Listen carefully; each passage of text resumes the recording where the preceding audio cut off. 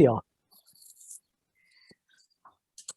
Okay, so I'm pretty sure the kind of influx has kind of slowed a little bit, so we can probably get started. Thank you everyone for coming to our webinar on event grids today. My name is Nikki. I'm an education and support specialist at Edelweiss Above the Tree Line. If you've ever emailed into the support desk, there's like a 25% chance that I've answered your ticket, because there's 4 of us, not because I only answer 25% of the tickets that come in. And I'm joined today by Matthew Flores, who is an account marketing manager at Penguin Random House. And my colleague David at Edelweiss is going to be monitoring the chat. So as we're going through this, if you have any questions that come up, he can answer them in the chat or make sure that they're addressed at the end of this. For those of you who didn't hear at the beginning, we are recording this session.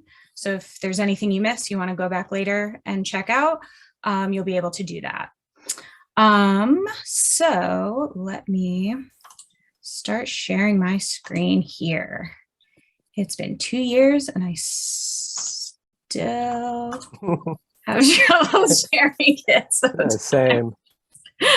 Okay, so can everybody see this kind of sparse Edelweiss account page?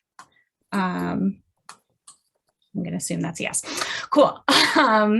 So I guess how we're kind of going to go through this today is I'm going to go through the mechanics of event grids, tell you a little bit about like how they work and why they work, and do a quick demo on how to submit an event grid. And then I'll turn it over to Matthew, who will be able to provide some insight on what publishers are looking for in an event pitch, and some kind of tips and tricks and best practices that can kind of boost your pitch in the eyes of a publisher.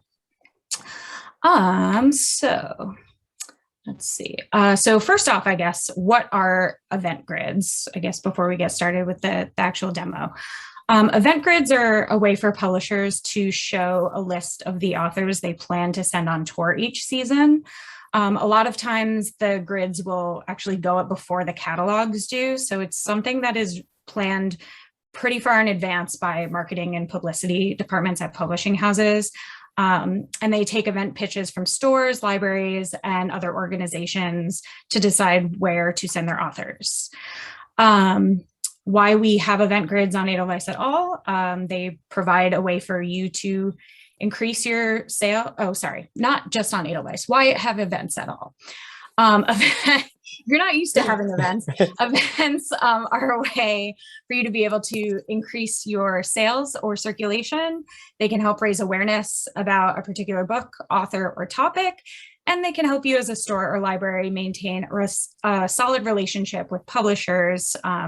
The more successful events you host, the more likely publishers are going to want to send their authors to your venue. And then they can also increase your community engagement, hopefully bring people in to your store or library who maybe don't always come in regularly or maybe don't know you're there. So the purpose of event grids in Edelweiss is to streamline the pitching process for you and the consideration process for publicists on the publisher end. From what I understand, back in the day, event grids were done just on spreadsheets, and it resulted in a lot of back and forth and confusing organization practices for both stores and reps. So with event grids in Edelweiss, you not only have tour information, but you also have the title and author information in one place. You can see things like comp titles, and if you have analytics, your sales history in those comps, which can help you, decide if it would be a good idea to bring that author to your store based on your past sales. You can also tag or put notes on titles the same way you would do in catalogs on Edelweiss to keep track of them. And then you can also open the title module from there to add titles to an order. I can show you how to do that in the demo.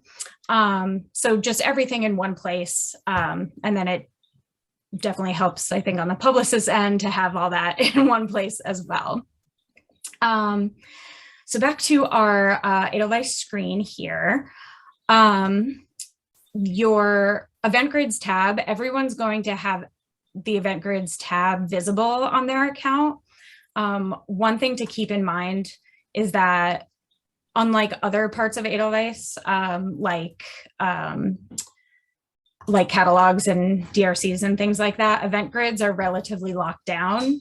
Publishers tend to control access to this more heavily than other things so that they ensure they're only getting pitches from verified sources, and they'll usually only grant access to existing customers, so stores and libraries and organizations that have accounts with them. Obviously, there's, room,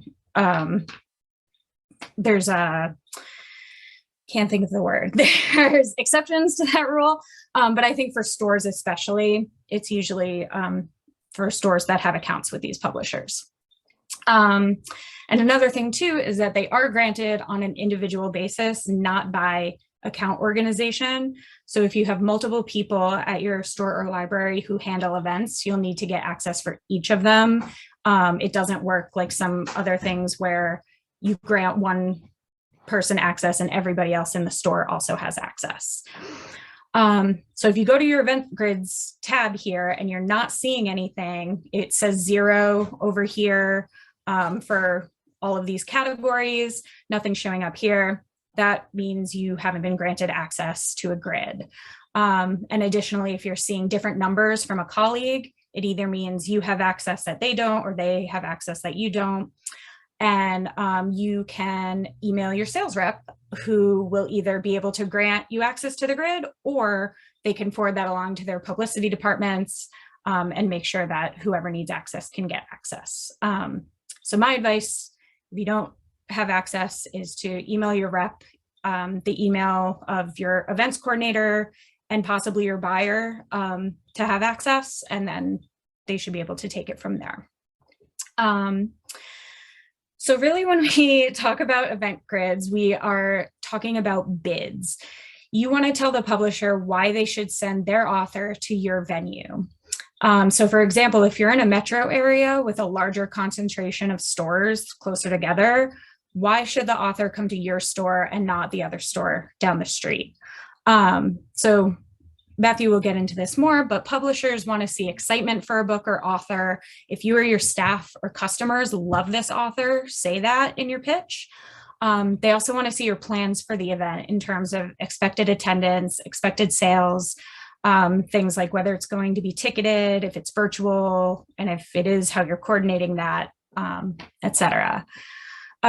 So the event grids page here, you'll see a couple options on your left-hand side. And I'll say really quickly, I have my refinement bar pinned here all the time, but a lot of people have it kind of look like this. And if you don't see it, it may just be hidden and you can just pop it back out.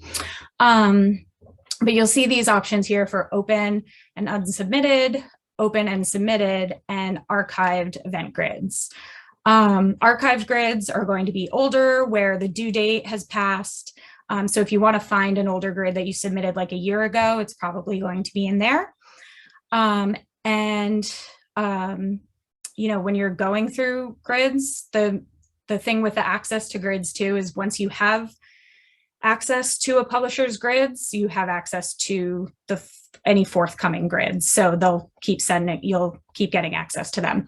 So if you're going through things and you've gone through a grid and you don't want to bring any of the authors to the store at that time, you can just kind of move it out of your way by clicking this file folder icon, and that will move it out of your open folders into your archive folders, kind of clean up your workspace a little bit.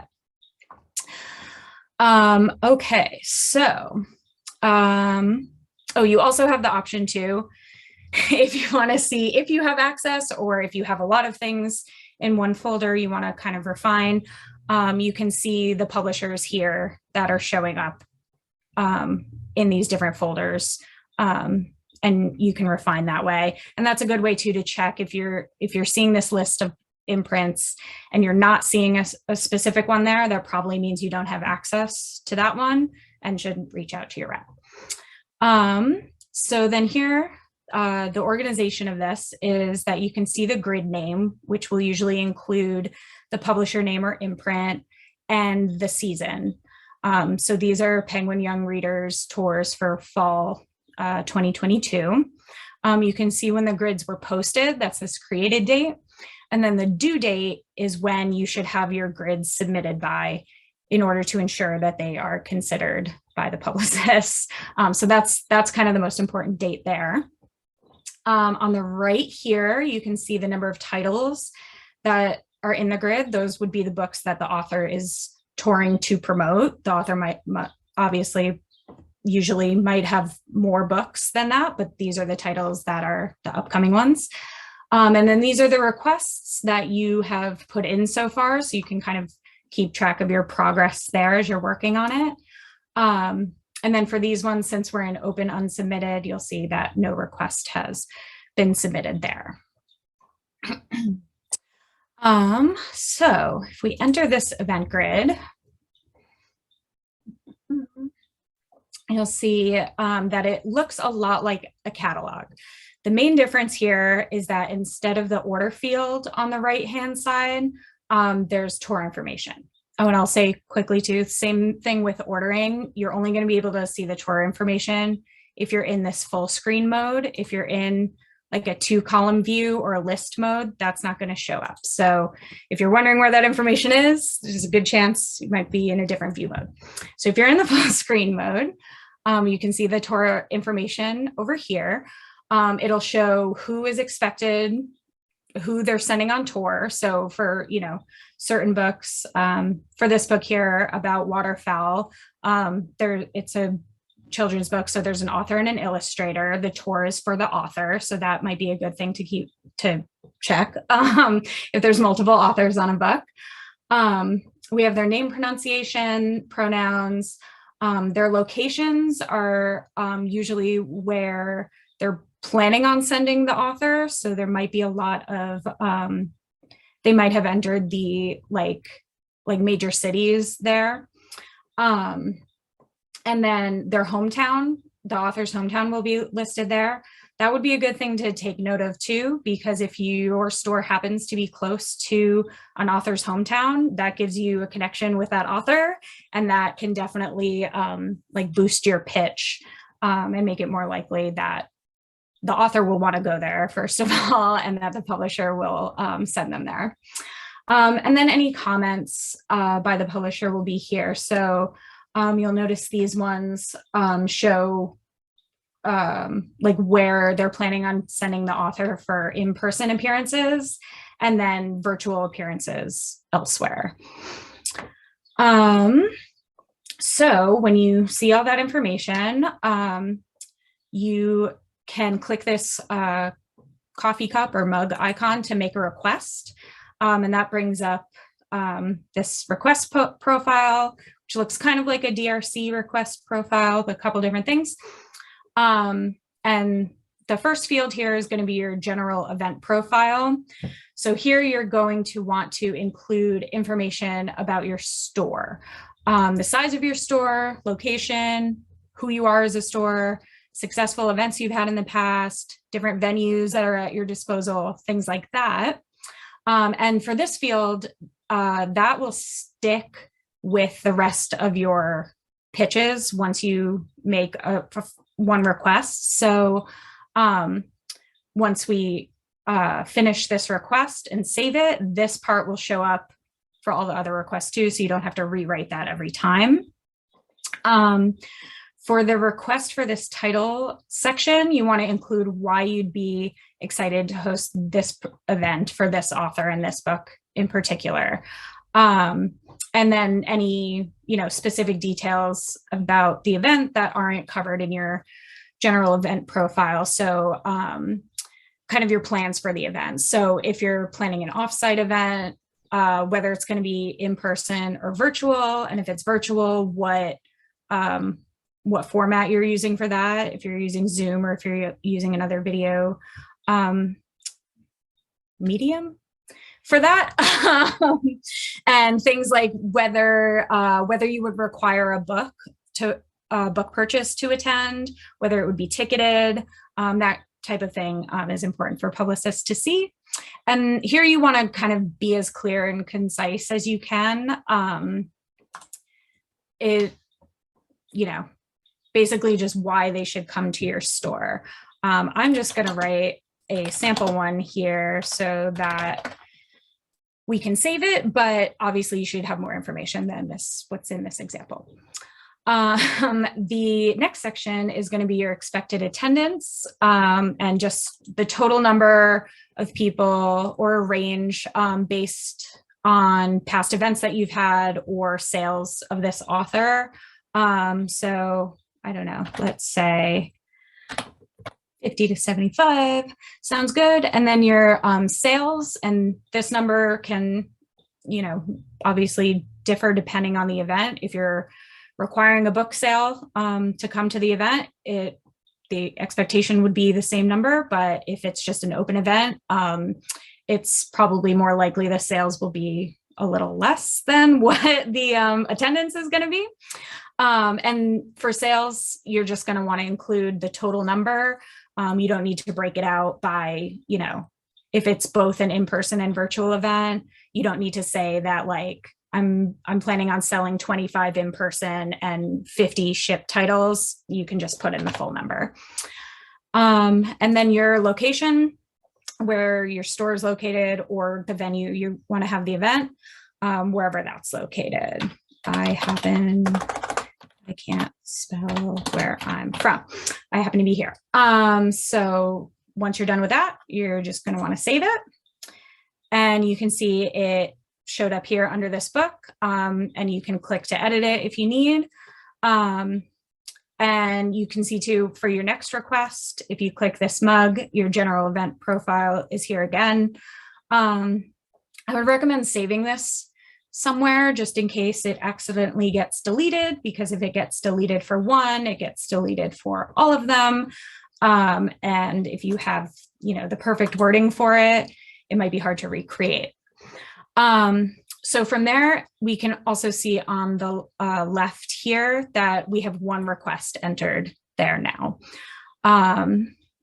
So that's kind of how you keep track of that. The rest of the catalog is basically just kind of rinse and repeat. If there's only one author you're interested in, you only have to submit for the one author. Don't feel like you need to, kind of submit for everyone. And then from here as well, if you want to get this book, whether you have the event coming or not, a way you can add the title to an order, and you can go back and edit it later, obviously. But if you click on this kind of four-way arrow up here, it'll bring up this title module. You can click on orders here, and you can select the order from your drop-down list and add in the quantity there, and that'll add to that order. You can go back and look at it later. That's just, if you're a dual buyer event person, that might be helpful. So once you have your requests written, excuse me, the last step is to actually submit the grid. You've created the requests here, but the only way that your reps are going to be able to see it is if you actually submit it. So if we go back to our event grid here, and this was about example because the due date has expired. Okay, well, it does show our one request here. But let me see if I can do this. Okay, this is a test one that doesn't have anything. So if we were here, always fun.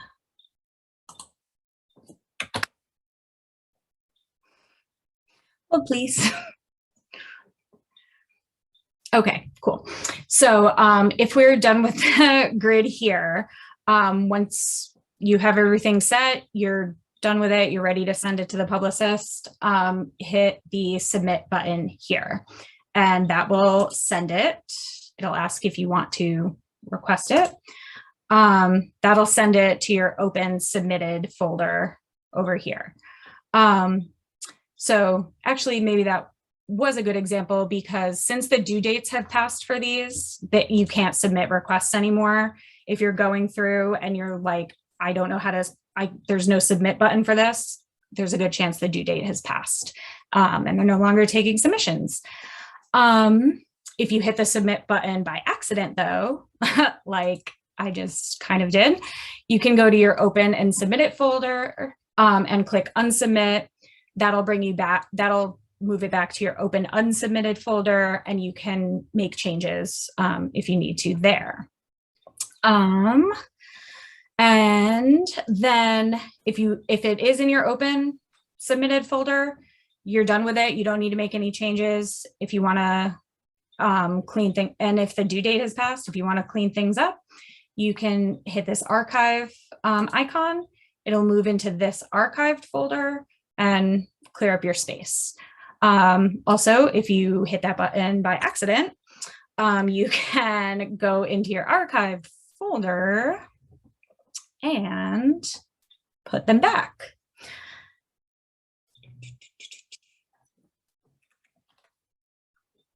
A lot of grids to load.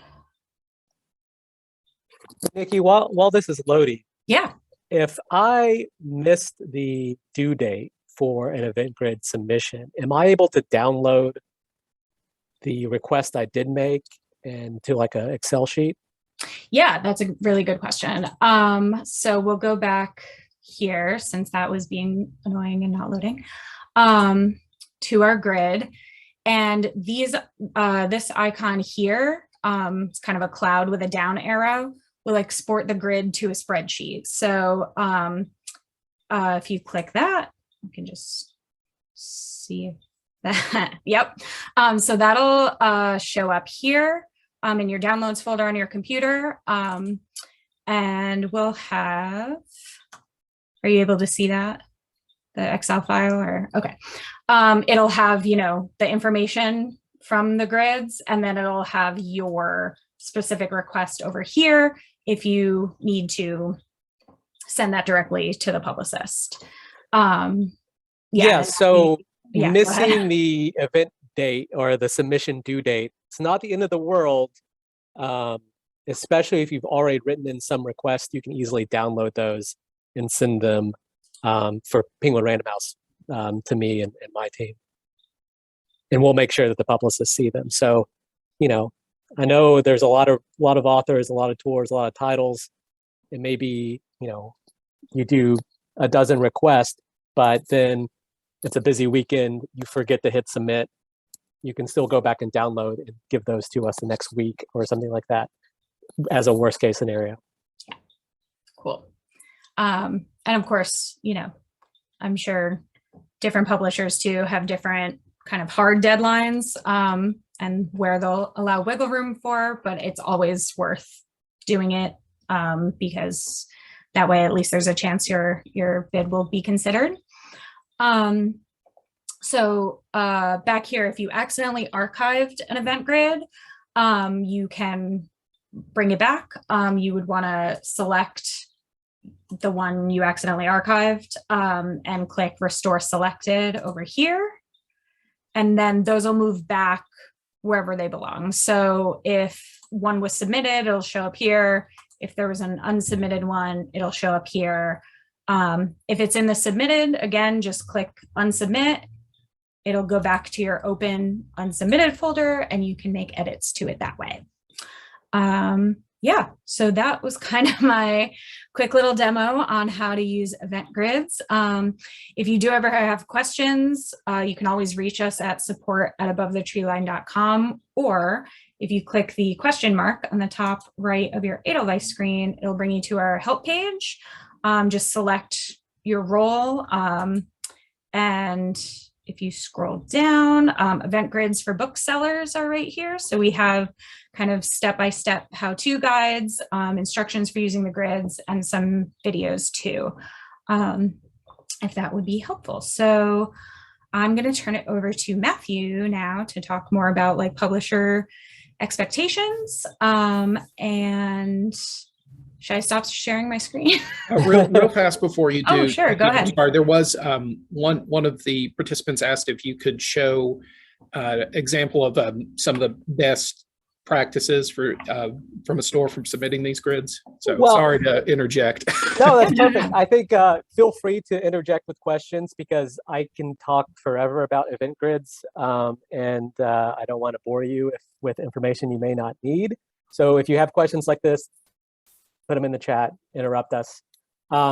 Giving you a specific, like we can't really share a specific example of an event request because those are sort of proprietary to the stores that had the booksellers that wrote them. But hopefully what we can do with our time here is kind of go over what makes a good event request, what publicists are looking for in event request. And if you have any questions about that as we go, I think we can kind of explore that. But let me talk about kind of what I do with Penguin Random House. So Penguin Random House, you know, we're one publisher that you'll get event grids from.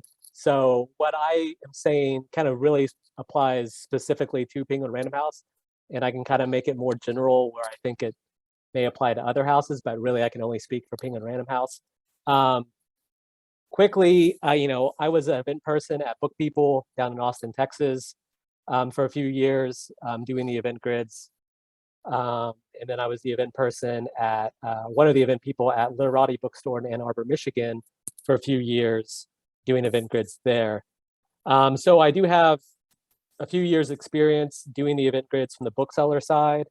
And then I've been with Penguin Random House now a little over 3 years.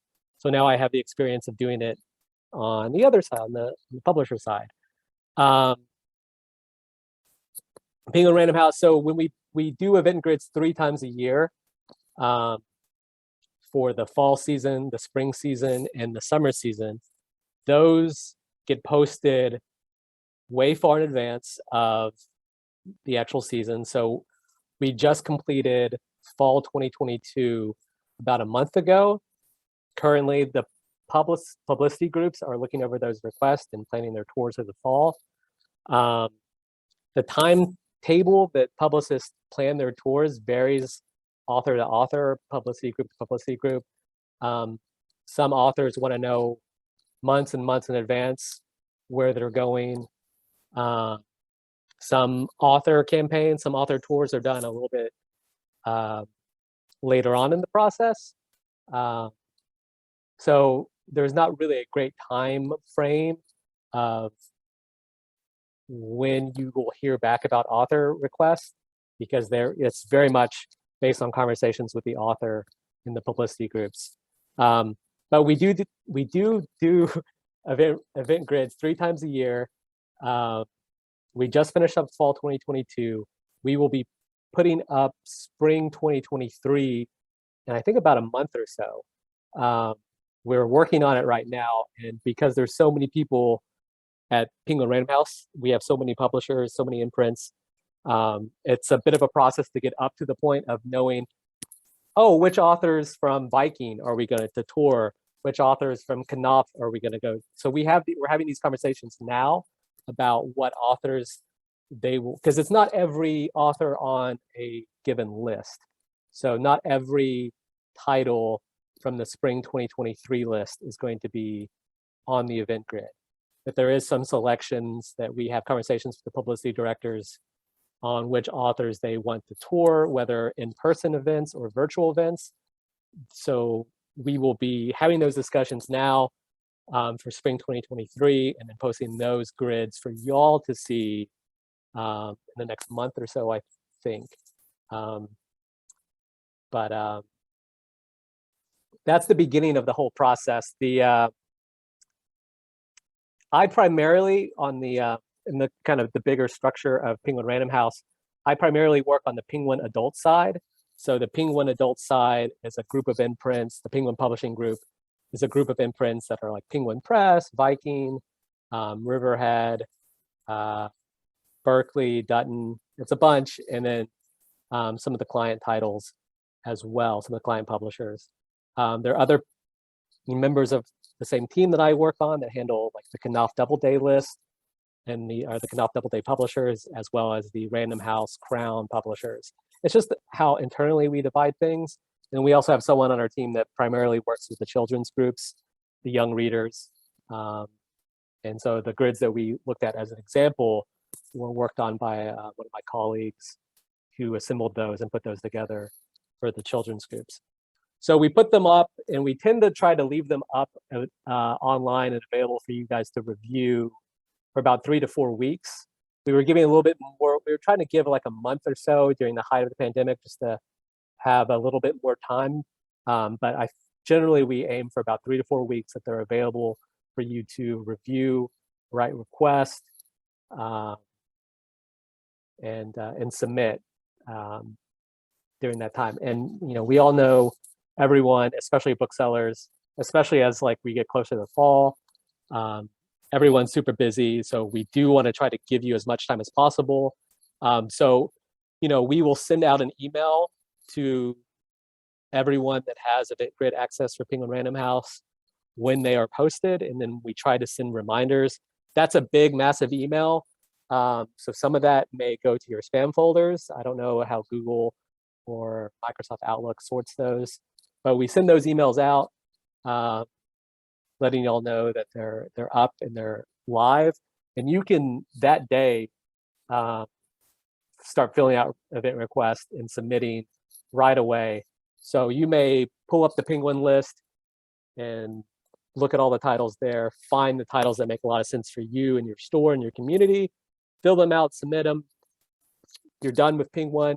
You can move on to Knopf Doubleday, do the same thing there. And that's kind of, when you look at the Penguin Random House event grids, that's kind of how they're divided up. We put them in chunks based on their selling group. So similar to how you may have 3 or 4 different Penguin Random House sales reps, is in a similar sense of how we're presenting the grid. So you may have several Penguin Random House event grids. And so you can tackle one, get it done, submit it, and you're set there. You can go back and review it always. You can go talk to your rep about, what's the plans for Will Smith? Will Smith being the big author from last year. What are the plans? Is this something that we might have a shot at? You can have those conversations. You can always go back, resubmit. You can always go back, add more information. But yeah, you essentially will have 3 weeks to write and request and submit those. After they're submitted, we really can't reopen up the event grids. So the due date is, in the sense of Edelweiss, a hard due date. Like, we don't want to close the event grids and then reopen them. But we can, like we mentioned earlier, if you have some requests that you did fill out, you're welcome to download those and send those to your sales rep or directly to me. Either way, they'll find a way to get to the right people. Or when we send out the notification that the event grids have gone live, we also send out a big Excel spreadsheet of every title that we're submitting or that are on the event grids that season. And those should be divided up as well in tabs of Penguin, Knopf Doubleday, Random House Crown, and then the client list, which Penguin Random House has kind of reformed how they are treating their publishing services group. So there are Penguin Random House publishing services with now their a brand new sales force behind them for the indie accounts. So I don't sorry, lost my train of thought there. But if you missed the due date, you can still review that massive spreadsheet, which is sometimes not easy to review. It may be also easier to just talk to your reps, who would be thrilled to talk to you about the bigger titles that are touring, and see what makes sense for you to request, see what is a good fit for your store, for your communities. And then you can even send us proposals via email if you missed the event grid date deadline. And just type up something quick of hey, we would love to have Otessa Moshfegh in the store. We've seen great success with her previous titles. this is kind of our expectations for what a good event could be with our particular store. When those come back, the event grids are shared with all the field sales teams, or the field sales reps. So there's about a week or so that once they come back, we kind of, my team kind of puts them all together, and we share them with the field team so they can review them, and they can kind of say, and they can advocate for a particular store. Say we have an author, trying to think of a particular author that's local to Austin, and maybe book people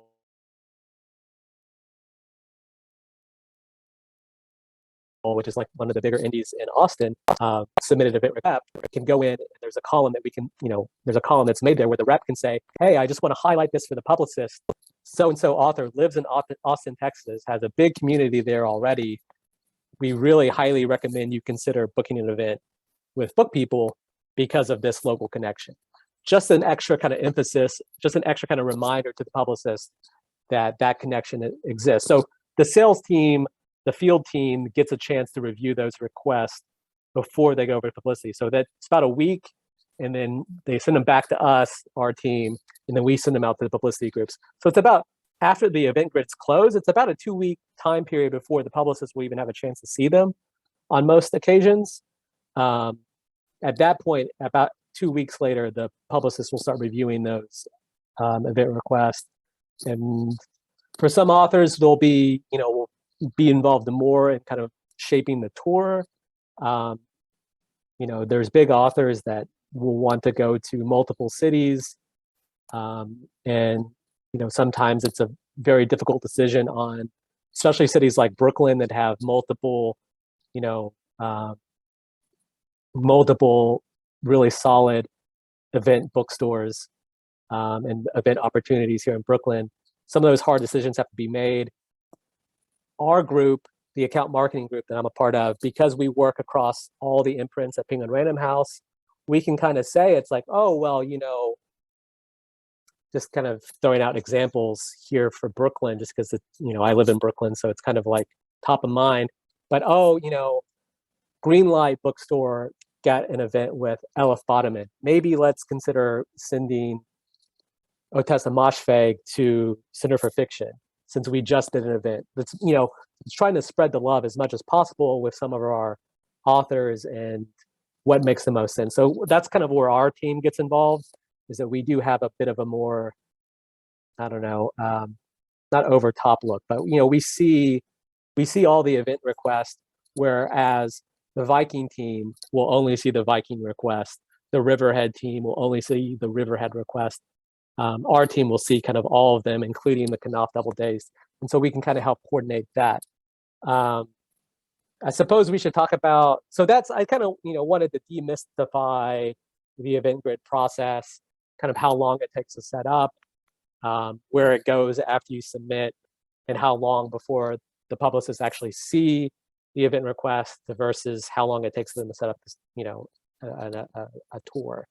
But I think we should also talk about what goes into making a good event request. We had a question about that, exactly. And then before you move off that topic, I know you can only speak to practices there, but Dolores had another question. She wanted to know if you all do notify stores that their request was not accepted, or if you just are waiting around for a yes.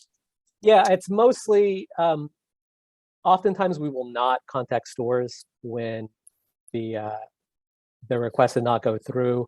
This is largely just because of, I think in the fall there were several thousand titles that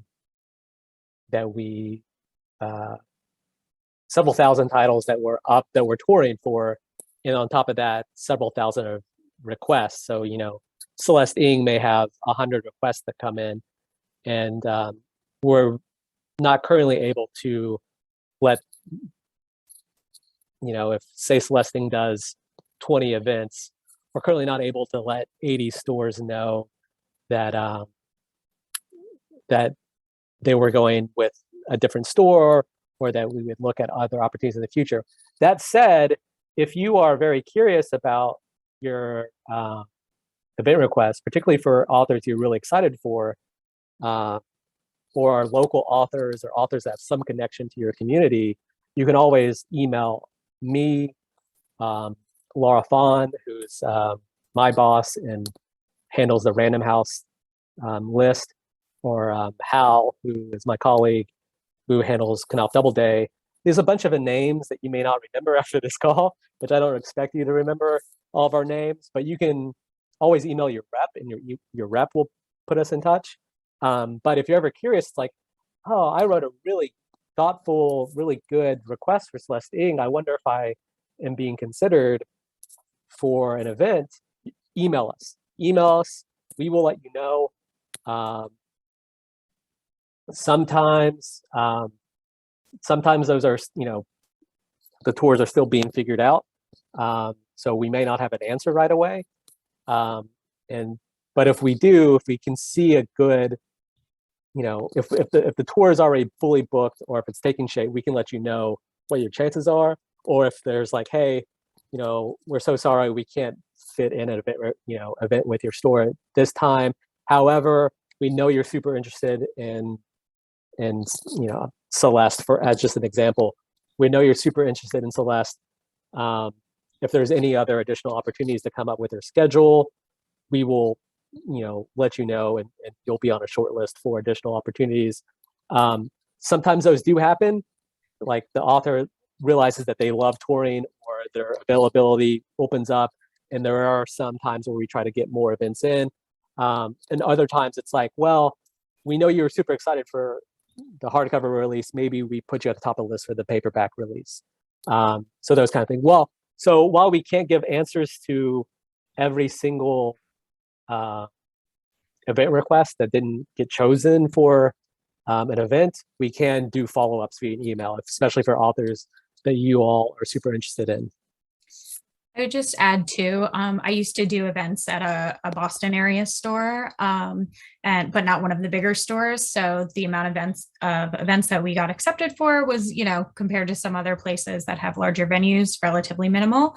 Depending on the author and how much time they have in between locations, what we did a lot was like, hey, we know so-and-so is going to be in the area at another store doing an event at this night. Do they have time to come by and sign stock? And that is, not an event, but that is something you get the author into the store, you can advertise that on your social media, and that can move books as well. And we did that a lot, and, had a lot of bigger authors who we could not support with the small size of our store still be able to come and know that they were supported through us.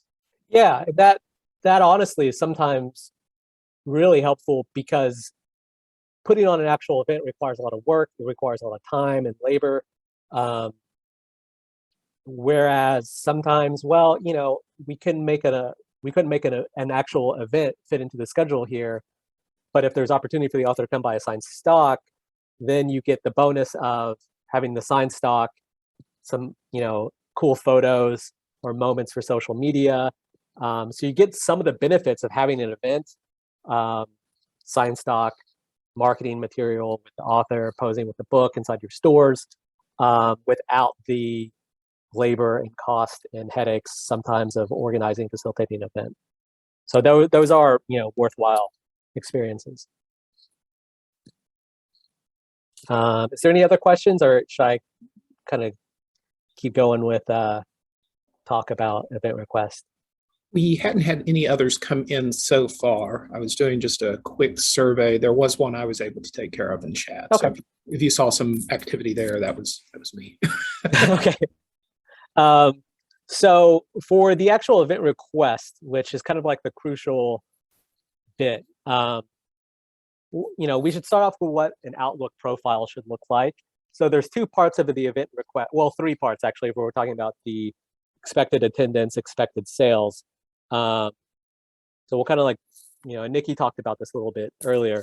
So we'll kind of break these up into like thirds. So the Outlook profile, the general Outlook profile is something that will not change event request to event request. It's kind of like pretend like the publicist that's working on this author is brand new to working with author tours. So maybe they just got promoted into their publicist position, and maybe they, and sorry, I don't want to pick on book people, but I used to work at book people, so I'll, like, as an example, maybe they're not familiar with book people.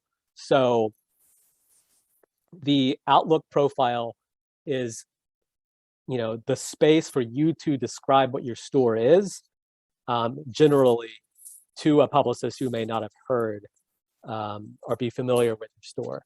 So this should include things like your metro area, like where you're, what's your nearest airport sometimes is included because we are flying authors into cities. So if you are maybe not in a big metro area, just list like your closest airport, how long it is to take, like what's the travel time there. I would, feel free to include some of your favorite, like details about some of your favorite or most successful events. I hosted Patti Smith and we had X number of people at this theater and it's such a great, wonderful evening. Or we hosted David Sedaris and had X number of people, sold this many copies of books, and we did this and this. Kind of explain what an event at your store would look like. I would also include, so some stores will focus primarily on hosting events inside their physical retail location, which is great. Authors love being inside of a bookstore. Other stores, maybe they're smaller, maybe they can only accommodate signings that are not so much a speaking engagement, but it's just kind of like author signing. We love those too. Those can be really great movers of books. So kind of detail kind of what the author event experience would be like at your store. And then also if you have maybe community partners like your libraries, like your theaters, spaces that have a little bit more geographic space than your store. So when we have someone like a Will Smith or insert big name author that can fill a few hundred seats, there are authors that will tour that are too big to fit in any one bookstore. So maybe they want to do a theater, like maybe you have ties to your university and their theater groups, and then having that information in your Outlook profile, and then kind of saying, oh, so we have connections with this theater, we have connections with this university, we have connections with this library, or if you're a library, we have connections with these bookstores that are usually our retailers. Listing those and then their seating capacities. So the publicist will kind of get a sense of, Will Smith can fill X number of seats. Otessa Moshve can fill, X number of seats. They will kind of have a sense, so they can see like a tier of, oh, this would be great for an in-store event. Oh, this would be great for more of just a afternoon, lunchtime meet and greet with 20, 30 people. Oh, this would be great for more of a author's going to sit at a table and sign books and shake hands, and it's a great kind of like experience. Or this would be great for, this is Ta-Nehisi Coates, and we're going to fill an 800-person seat auditorium. Or it's a Will Smith, and we're going to do something similar. Or it's a Patti Smith, and they're going to do something similar. Having those kind of just mentioned so they can see a tier of your community partners is really great. If you don't have those, if you don't have like an 800-seat theater, don't feel like you have to go, you're going to lose out some of these authors. Just tell us what your connections that you do have. And then kind of like what your general marketing, like how you're going to promote the event, or how you typically promote all your events, whether it be through in-store signage, through email marketing, like an email listserv that you go out, you send out your announcements to your community of readers, your social media reach, like how do you go about typically promoting an event? If you have any like media groups in your community that you've done events or kind of like you've partnered with, I'm thinking like university newspapers are generally good partners for sometimes, or university like history departments are really good for some nonfiction books. How are there opportunities for us to cross promote with your bookstore? Your local NPR stations are sometimes good because they can try to book the author for a short talk with your local radio stations before your event sometimes. So those are all kind of like good for the publicists to see. In the recap, like how much like your seating capacity for your store, seating capacity for your partner groups, whether it be theaters, university theaters, libraries. If you're a library, like who are your retailers that you go to? Who are your like marketing partners, and how do you market your events yourself? So whether it be email listservs, social media outreach, how's your community going to learn about the event? All that can be included in the general profile. The general profiles are generally longer than your event request. So your specific event request may only be a paragraph. Your general Outlook profile could be several paragraphs that go into more detail about your community, about your bookstore, about the history. Feel free to go a little bit deeper in the Outlook profile to give context. Also, what's really good, what we've asked since the pandemic is for bookstores to update their general Outlook profiles with details about their virtual events. Like what platforms are you using, Zoom, Crowdcast, YouTube, more information about that. And if you're more comfortable doing a virtual event versus a in-person event, that kind of stuff. 2.5 years ago, virtual events weren't really a thing. So, credit to a lot of the bookstores for adapting and creating this new way of doing events. That wasn't a publisher thing at all. That was a lot of really smart booksellers learning and adapting very quickly to host events right at the start of the pandemic through these virtual means. But virtual events are still a thing. They're still, we have Pulitzer Prize-winning authors doing primarily virtual events right now. So if you are a store that's primarily looking at virtual events, virtual events aren't going anywhere as far as I can see for the time being, and will likely never go anywhere because it does enable authors a different means of outreach. So feel free to keep soliciting, keep requesting events virtually. On the other hand, if virtual events just weren't your thing, didn't work well in your community, that's totally okay too. I know several really strong event bookstores that, virtual events just, their community didn't really respond well to virtual events. And so they're very eager to get back to in-person events. And I know a lot of authors are very eager to meet booksellers and meet readers in person again. So both of those things still exist. Just talk about that in your event Outlook profile.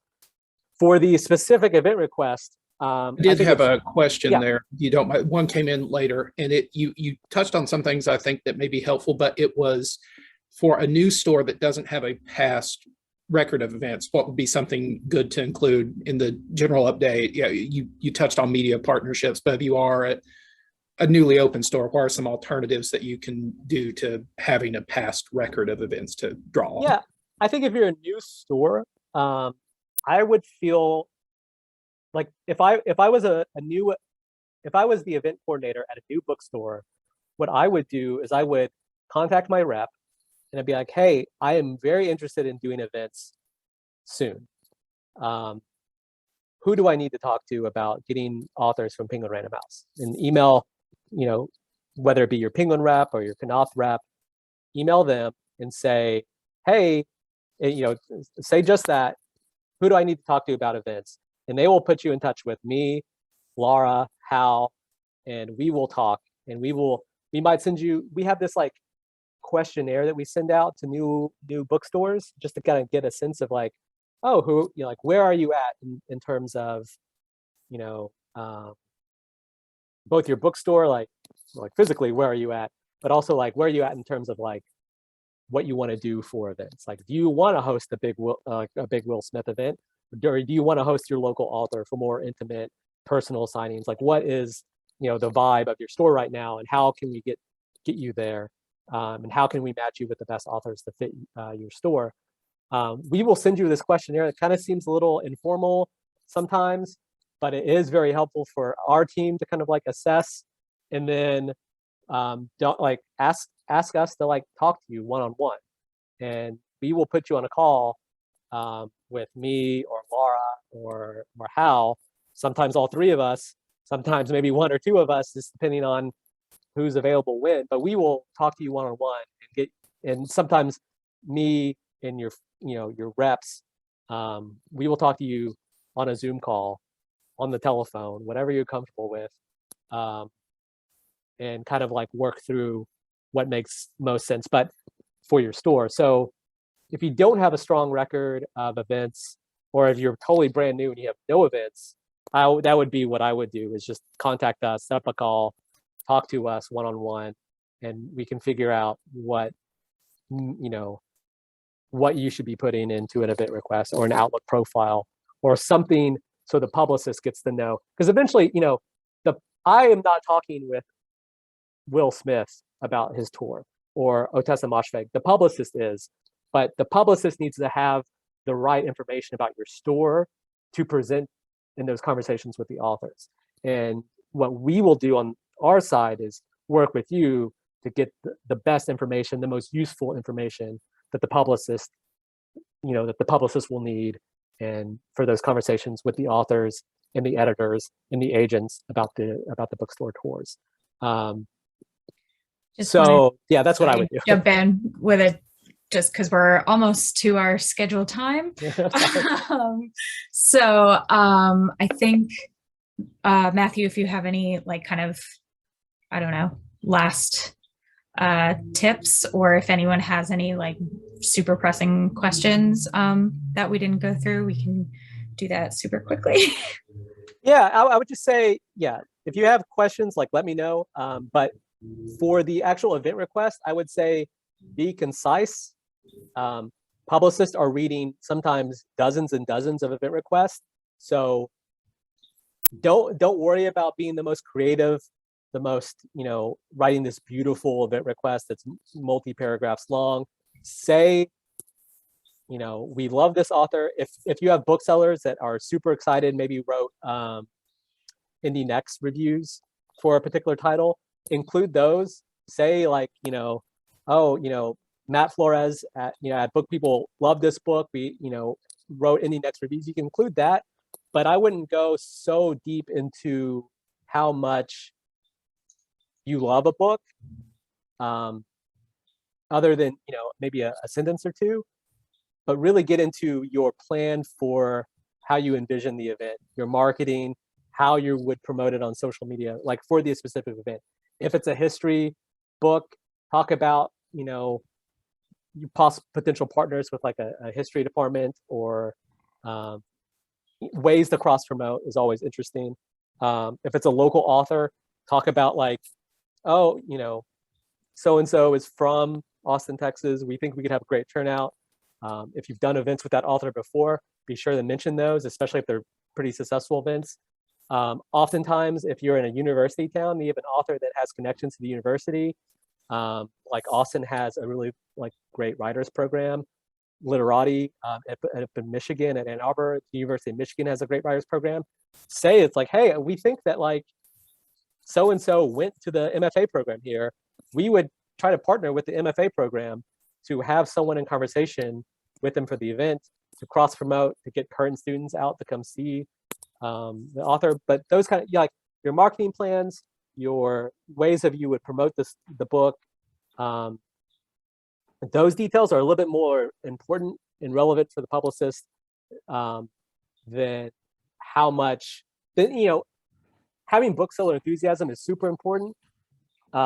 but you don't need to feel like you have to write like this book of poetry talking about how much you love the book. Like, give us the marketing plans, give us the social media outreach plans, and then tell us, like, you know, be realistic with your expected sales and attendance. That we all understand you don't know, like at this, especially how early we put out the event request or the event grids, you don't even know like the publicity and marketing plans the publishers are doing. So you don't know how big such and such author is going to be. So it's hard for you, but just, and as you get more experience filling out the event grids, if you're a newer event person or if you're a newer store, you'll get a better sense. You can, if you're totally unsure of what to put, reach out to your reps, because they have seen hundreds and hundreds and hundreds, thousands sometimes, of event requests, and can kind of help you suggest numbers for those too. And that would be where I would start. But yeah, always be sure to include those numbers. Honest. Yeah. Be honest in your expected attendance and sales, because if you kind of overshoot it and then don't sell that many copies, that's going to look in the publicist's eyes as an unsuccessful event. And that's, you know, they want successful events. Another thing too, a lot of publicists after the fact, I think, will reach out to stores to ask how events went, how many people showed up, what were the sales. But I think it's always good to kind of do that preemptively after the fact. If you have a successful event, either reach out to your rep and they'll get it to the publicist, or if you know the publicist directly, to tell them about a successful event, because that also helps build a stronger bond between you and the publishers. Pictures are great too. Like if you have a packed house or just really excited customers and you feel comfortable taking pictures, take pictures, send them to us. If you put them on social media, we'll generally see them too, but like, it's nice to be able to see photos of events when we can't be there for them because we're in New York, or, you know, so that's super helpful to see. Yeah. Yeah. So we went a little bit over time, but I think that's okay. Thank you everybody for coming to this today. I hope this was informative. We will be posting the recording, I believe, on our YouTube page, and we can also probably follow up with the attendees here and send you the link after that as well. Thank you to Matthew for coming in, and to David for monitoring the chat. And if you have any Edelweiss questions, as always, please email us at support@abovethetreeline.com, and we will help you out and point you in the right direction. So everyone have a great rest of your day. Thank you. Thanks, y'all.